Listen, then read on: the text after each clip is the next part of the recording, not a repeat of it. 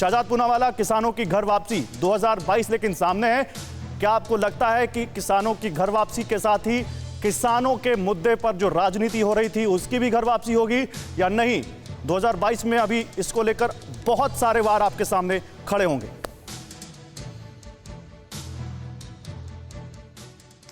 देखिए गौरव जी, लोकतंत्र में ना किसी की जीत होती है ना किसी की हार होती है, पर हाँ ये ज़रूर कहा जा सकता है कि जो लोग समाधान चाहते थे उनकी जीत हुई है, जो लोग कंसेंसस चाहते थे उनकी जीत हुई है, और जो लोग राजनीति करके घमासान चाहते थे उनकी हार हुई है। और आज सवाल सिर्फ इतना पैदा होता है कि देखिए चुनाव को मद्देनजर रखते हुए नहीं किया गया है। अगर आप देखें कृषि कानून जब से आए 100 चुनाव हुए, उसमें उन 100 बाईपोल्स में से भारतीय जनता पार्टी को 60 से ज़्यादा जगह पर जीत मिली।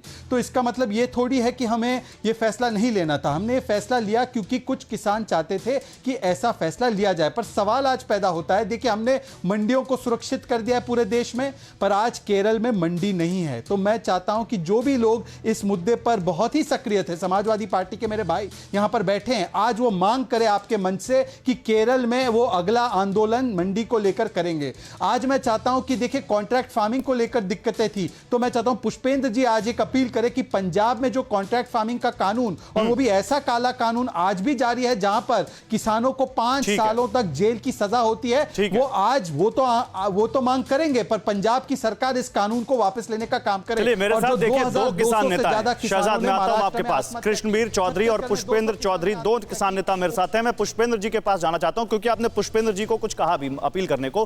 पुष्पेंद्र जी, किसानों ने आंदोलन स्थगित कर दिया, उनकी मांगे ज्यादातर सरकार ने बोला कि हां समाधान मिल जाएगा, सहमति बन गई है, कानून तो वापस हो भी चुके हैं। यहां पर फिर ये राजनीति की बू क्यों आ रही है? 2022 का शोर क्यों दिख रहा है इस घर वापसी में भी? आपको लगता नहीं कि ये जो किसान आंदोलन है इसका राजनीतिक इस्तेमाल अभी भी हो रहा है या हो सकता है आने वाले दिनों में? जो भी राजनीतिक दल हैं गौरव जी, वो जो है लोकतंत्र में अपनी राजनीति करते रहे। जो किसान आंदोलनकारी व्यक्ति हैं वो अपनी मांगों को लेकर के आए थे, उनमें से जो है अधिकांश मांगों के प्रति संवेदना दिखाते हुए जैसा भी निर्णय लिया गया है, हालांकि पूरी तरह हम संतुष्ट नहीं है, वो सरकार ने लिया। अब हम कोई कड़वाहट अपने मन में लेकर के नहीं जा रहे हैं। हालांकि हमें लगता है कि ये जो अजय मिश्रा टेनी है उनकी बर्खास्तगी हो जाती है और एमएसपी की लीगल गारंटी यदि कागज में लिख करके दे दी जाती तो निश्चित रूप से किसान और प्रसन्नता से अपने घर लौट सकते थे। हम बड़े दिल से जा रहे हैं। आगे का कदम क्या होगा? कुछ किसान नेता हैं आपकी तरफ से, वो कह रहे हैं कि हम पॉलिटिक्स में जा रहे हैं। कुछ किसान नेता ये कह रहे हैं कि हम जाएंगे, अभी संवाद करेंगे गांवों में, लोगों को बताएंगे कि देखिए कौन सी सरकार आपके लिए काम कर रही है, कौन सी सरकार आपकी बात नहीं सुन रही है। आपको लगता नहीं कि ये तो पूरी खालिस पॉलिटिक्स होगी अब? क्योंकि 2022 में दो सबसे बड़े राज्य पंजाब और उत्तर प्रदेश, यहां तो सामने चुनाव है, इसका असर पड़ेगा वहां पर। हाँ, थोड़ा समय तो दीजिए मुझे। देखिए ऐसा है कि कोई अपने व्यक्तिगत स्तर पर किसी राजनीतिक दल में जाता है, चुनाव लड़ता है या कोई और काम करता है तो इसके लिए कोई प्रतिबंध लोकतंत्र में नहीं है। लेकिन संयुक्त किसान मोर्चा ने कोई ऐसा निर्णय नहीं लिया है कि किसी का जाकर के विरोध करना है। फिलहाल हम एक अपनी चुनी हुई सरकारों से अपनी मांगे हैं, जैसे कल कैराना में एक मीटिंग होने जा रही है किसानों की, पूर्व निर्धारित भी थी, और जो राज्य सरकार से यानी उत्तर प्रदेश सरकार से जो मुद्दे हैं, गन्ना का भुगतान का मुद्दा है या गन्ने का रेट जो बढ़ाना था उसका मुद्दा है, या पीएम किसान योजना है, आवारा पशु है, बिजली के रेट है, उन मुद्दों की वहां चर्चा होगी और हम आशा करते हैं सरकार उनका भी हल कर दे।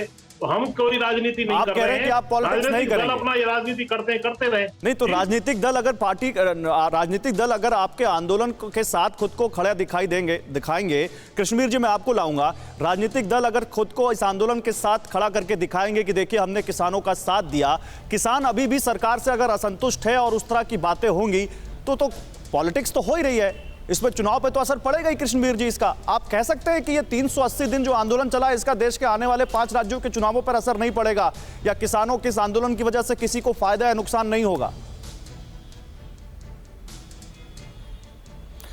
देखिए, राजनीतिक दल तो राजनीति कर ही रहे थे। राजनीतिक दल तो जो है पूरी तरीके से, जितने विपक्षी दल थे वो तो किसानों के कंधे पे सारा ही खेल खेल रहे थे, और उनकी आशाओं पर पानी फिर गया इस आंदोलन के समाप्त होने पर।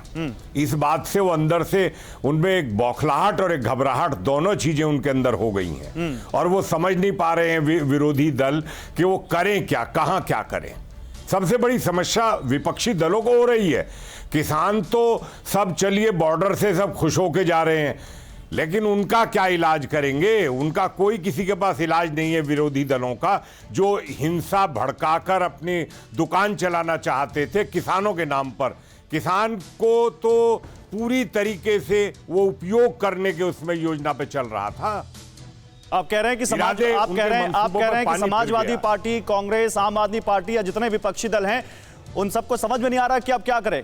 कोरोना धर्म नहीं देखता, जात नहीं देखता, अमीर गरीब ऊंच नीच नहीं देखता। कोरोना सिर्फ मौका देखता है, लेकिन आप उसे मौका मत दीजिए। बस इतना कीजिए, जब कभी दफ्तर से, बाजार से घर लौटिए तो इतना ख्याल जरूर रखिए कहीं आपके साथ कोरोना आपके घर तो नहीं जा रहा।